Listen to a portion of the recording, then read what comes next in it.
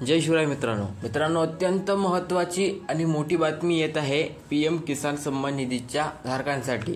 तर बातमी अशी आहे मित्रांनो की आपल्याला 19वा हप्ता मिळून काही महिने झालेले आहेत आणि आता शेतकऱ्यांना फक्त एका गोष्टीची आस लागलेली आहे। ती गोष्ट म्हणजे की PM किसान सन्मान निधीचा 20वा हप्ता शेतकऱ्याच्या खात्यामध्ये कधी पडणार आहे।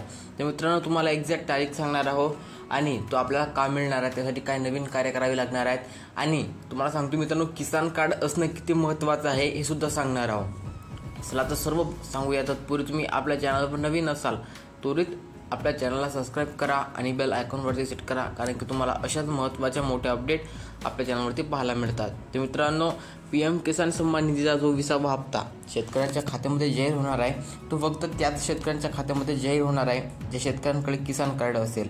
तर हो मित्रांनो, किसान कार्ड असणं खूप गरजेचं आहे।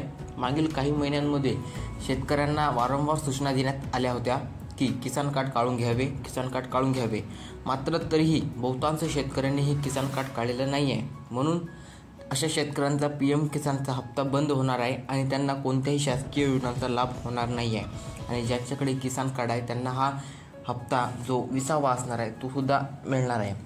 तर मित्रांनो 15 मे रोजी हा हप्ता आपल्या खात्यामध्ये जाहीर होण्याची दाट शक्यता आहे मित्रांनो, कारण की परिस्थिती काही अशी आहे की निवडणुका आहेत मित्रांनो बिहारमध्ये आणि त्या अनुषंगानं जी भारतीय जनता पार्टी आहे ते जास्तीत जास्त मतं आपल्या बाजूनं कसं घेण्यात येणार आहे, तर या संबंधात महत्त्वाचे निर्णय घेऊ शकते। म्हणून असं समजू शकते मित्रांनो की 15 मे रोजी आपल्याला किंवा बिहारच्या जनतेला PM किसान सन्मान निधीचा 20वा हप्ता मिळणार आहे। तर बिहारमध्ये मिळणार असेल तो संपूर्ण देशामध्ये मिळणार आहे मित्रांनो। असं नाही आहे की एका राज्याला देणार आहे एका राज्याला नाही, फक्त काही ते मणिपूर मिझोरम साईडचे जे राज्य आहेत ज्यामध्ये त्यांना वेगळा दिला जातो, कारण की तो थोडासा मागासवर्गीय जिल्हा आहे, म्हणजे मागासवर्गीय